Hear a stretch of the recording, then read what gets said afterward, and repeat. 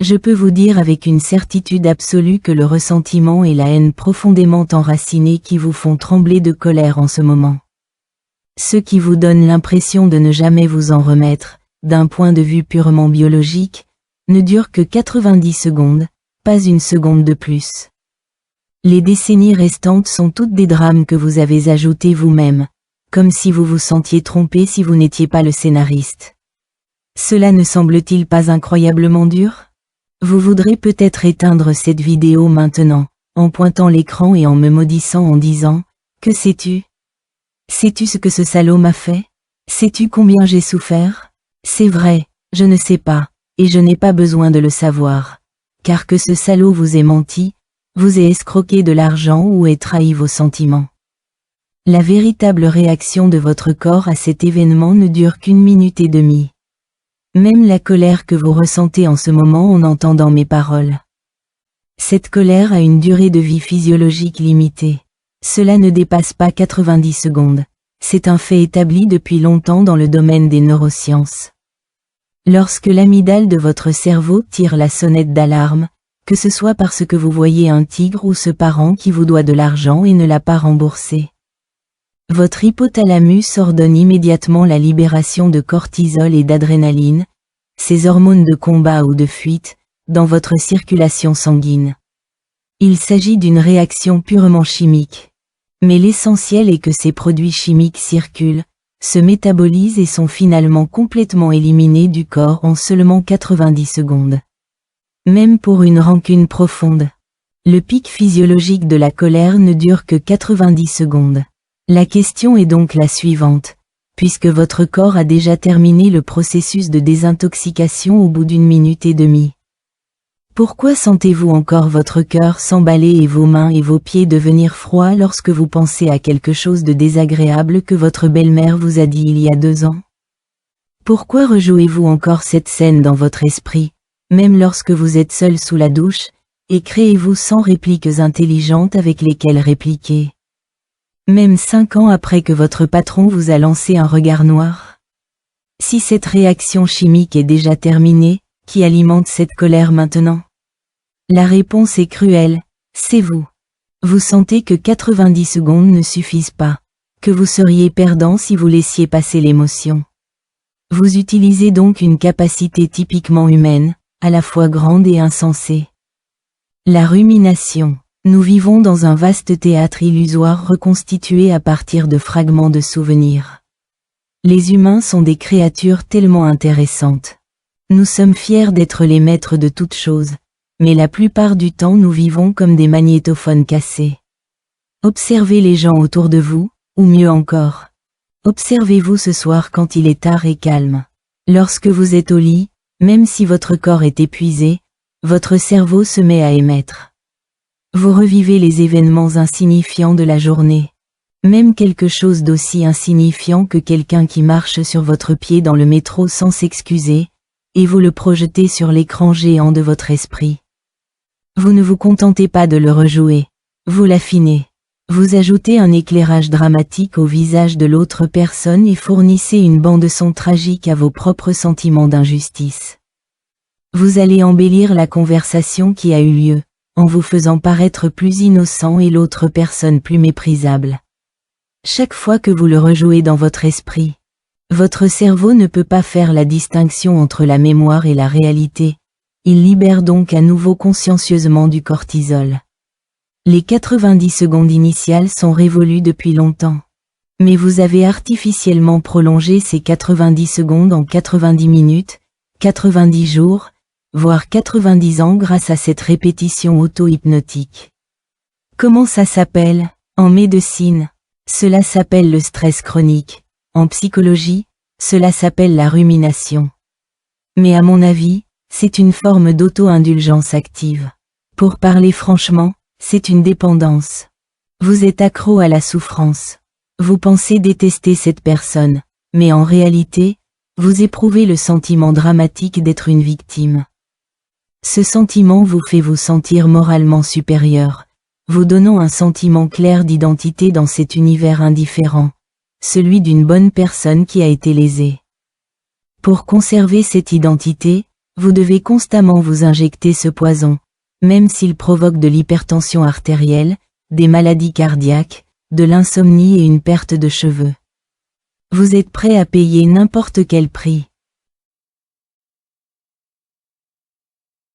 Considérez le koan zen classique.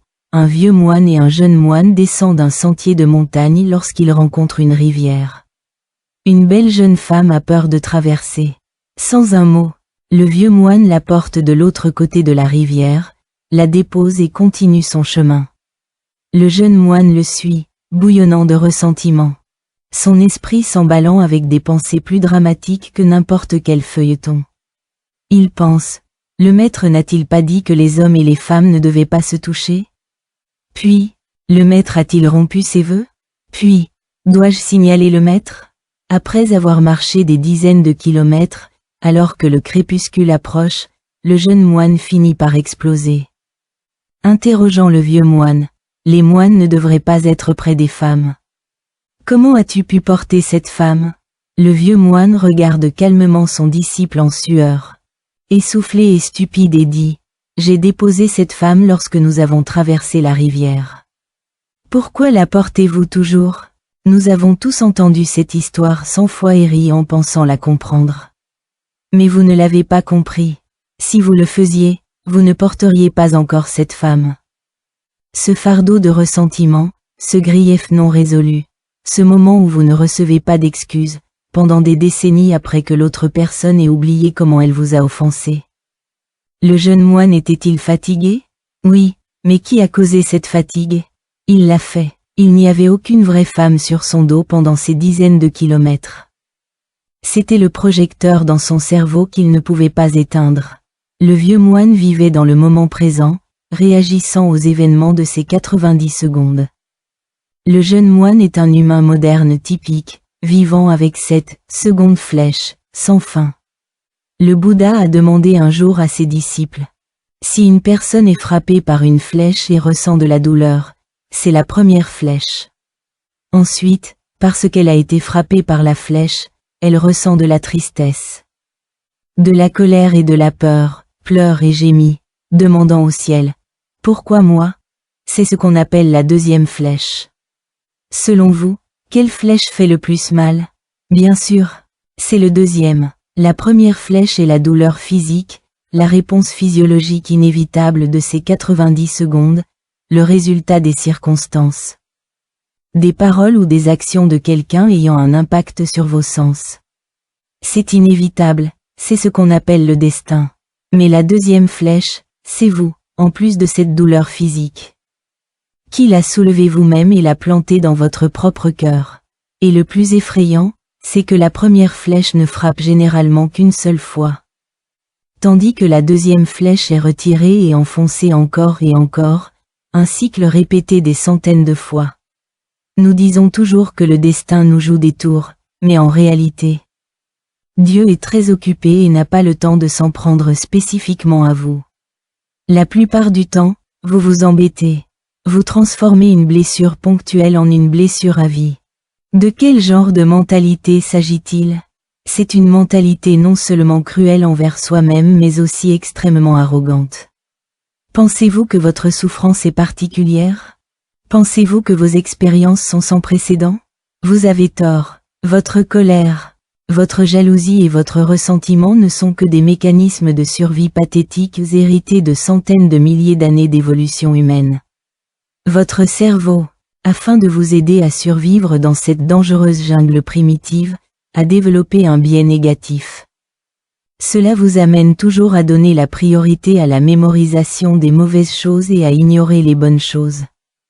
Parce que ne pas se rappeler où se trouvent les fruits à manger signifie simplement manquer un repas, mais ne pas se rappeler où se trouvent les tigres, c'est perdre la vie.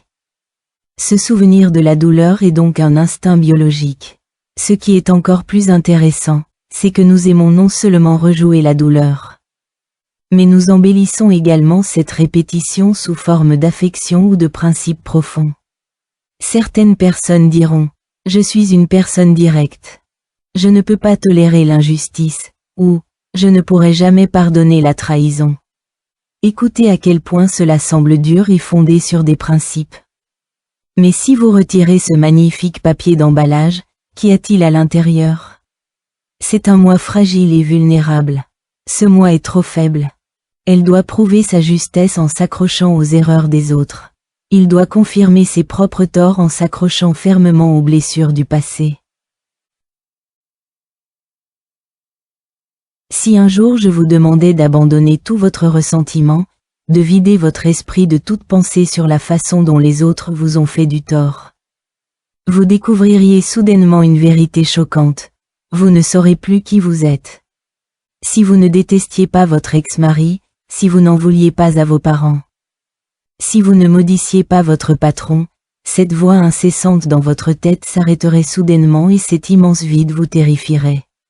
Bien souvent, ce n'est pas que nous ne pouvons pas abandonner la douleur, mais plutôt que nous avons peur de la lâcher. Nous préférons nous accrocher à la douleur plutôt qu'accepter le néant. C'est l'absurdité de la nature humaine. Nous crions au bonheur tout en nous accrochant désespérément au radeau de sauvetage de la douleur, en refusant de le lâcher et en nous plaignant ensuite que l'eau est trop froide. Alors qu'est-ce qu'on fait? Devons-nous être idiots et tendre l'autre joue lorsque quelqu'un nous gifle? Ou devrions-nous être comme un robot sans émotion, indifférent à tout ce qui se passe? Bien sûr que non, c'est de la répression, une autre forme d'auto-torture. La vraie libération ne consiste pas à s'obliger à ne pas se mettre en colère, mais à voir l'essence de ce drame. Vous pouvez essayer ceci. La prochaine fois que surviendra ce moment qui fera monter en flèche votre tension artérielle, ou lorsque ce foutu parent dira cette absurdité classique à table. Ne vous précipitez pas pour vous mettre en colère et ne vous précipitez pas pour le réprimer. Faites simplement une expérience dans votre esprit. Démarrez un chronomètre. Dites-vous, d'accord, la réaction physiologique a commencé, compte à rebours de 90 secondes. Même si vous souriez extérieurement ou même si vous frappez sur la table, gardez un œil sur le processus dans votre esprit. Vous sentirez votre rythme cardiaque s'accélérer, le sang monter à votre tête, les paumes moites, la gorge serrée. Observez simplement ces réactions comme si vous regardiez une tempête par la fenêtre. Vous constaterez que tant que vous cesserez d'alimenter le feu, c'est-à-dire arrêterez les calculs internes, cesserez de juger. Cesserez de vous demander s'il vous méprise, cette énergie reculera véritablement comme une marée. Elle monte, puis recule, et dans ce processus, le plus difficile n'est pas d'endurer la colère, mais d'endurer la solitude de ne pas mettre de l'huile sur le feu.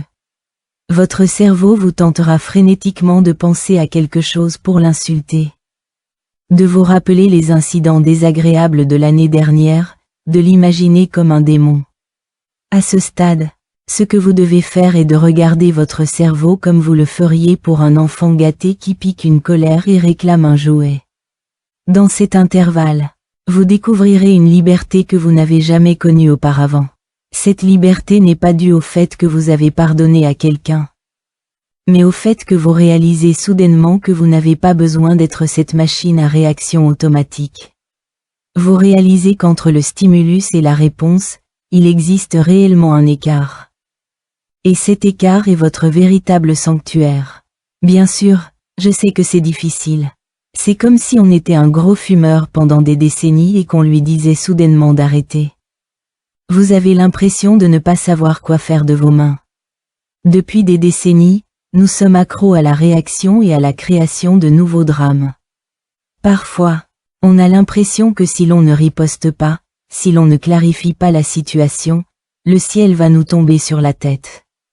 Mais permettez-moi de vous poser une question plus pointue. La victoire que vous obtenez vaut-elle la perte de votre élasticité vasculaire? Vous avez tué cette personne 1000 fois dans votre esprit, mais en réalité, elle reste totalement indemne. Même en s'amusant, tandis que vous souffrez d'un empoisonnement au cortisol et ne parvenez pas à dormir la nuit. Qui gagne vraiment dans cette équation? Xuanzi avait une analogie particulièrement intéressante appelée « théorie du bateau vide ». Say that if you're rowing a boat across a river and another boat crash into you, You're about to get angry and yell at the person, but then you look closely and realize the boat is empty, there's no one in it. À ce moment-là, votre colère disparaît instantanément. Pourquoi? Parce qu'il n'y a personne contre qui diriger votre colère. Mais s'il y avait quelqu'un dans le bateau, vous lui criez dessus, le traitant d'aveugle. Vous voyez, ce qui vous met en colère. Ce n'est pas la collision elle-même, mais l'idée qu'il y ait quelqu'un dans le bateau. If you can understand that everyone in this world who calls you pain is actually like that empty boat, a hollow shell driven by their karma, their gene, their upbringing, and their uncontrolled emotion, would you still be so angry? La personne qui vous parle durement est aussi une victime, une esclave de ses émotions. Pourquoi discuterais-tu avec un esclave? Traitez les autres comme des bateaux vides, et traitez-vous aussi comme un bateau vide. Ne vous prenez pas trop au sérieux. Ne traitez pas votre fierté, votre dignité. Ce sentiment illusoire de vous-même, comme quelque chose de sacré et d'inviolable. Lorsque vous vous voyez comme un récipient vide, la colère vous traverse comme le vent dans une vallée. Il y a peut-être un bruit, mais il ne laisse aucune trace. Cela semble profond, n'est-ce pas, comme quelque chose que dirait un sage? Mais en réalité, c'est là le pragmatisme ultime. In this era full of uncertainty, noise, and conflict, protecting your own energy field and preventing these toxic emotions from festering within you is the greatest act of self-compassion. You spend so much money on organic food and so much time at the gym, only to turn around and drink a large bowl of self-brewed emotional poison, isn't that ridiculous? Alors arrêtez de vous laisser berner par ces 90 secondes. C'est juste un bref dysfonctionnement du corps, un processus de nettoyage automatique du système. Ne soyez pas celui qui ramasse les ordures et les mange à nouveau. La prochaine fois que vous penserez à cet événement passé exaspérant, essayez de sourire, même si c'est un sourire cynique. Souriez-vous, en continuant à exprimer votre colère comme une marionnette attachée à des fils dans cette scène. Avec ce seul sourire, le cercle vicieux est brisé. Vous n'avez pas besoin de pardonner délibérément à qui que ce soit, ni de vous forcer à être un saint. Just be en observer, watching the fire burn, watching it burn out, watching the ashes fall. And then turn around and pour yourself a glass of water. Vasquez à vos occupations, la personne qui vous a blessé, l'événement qui vous a causé de la douleur, est en réalité morte après ces 90 secondes. Si vous portez toujours le cadavre sur votre dos, c'est votre choix et non l'arrangement du destin. Now that this video is almost over, the chemicals in your brain should have mostly metabolized, and the voice that's been chattering incessantly in this channel is about to disappear. Que reste-t-il? Un espace vide. Cet espace vide peut sembler un peu étrange, un peu ennuyeux ou même un peu déroutant. Ne vous précipitez pas pour le remplir. Laissez cet espace vide s'attarder pendant un moment. Car c'est seulement ici que vous êtes vraiment vivant.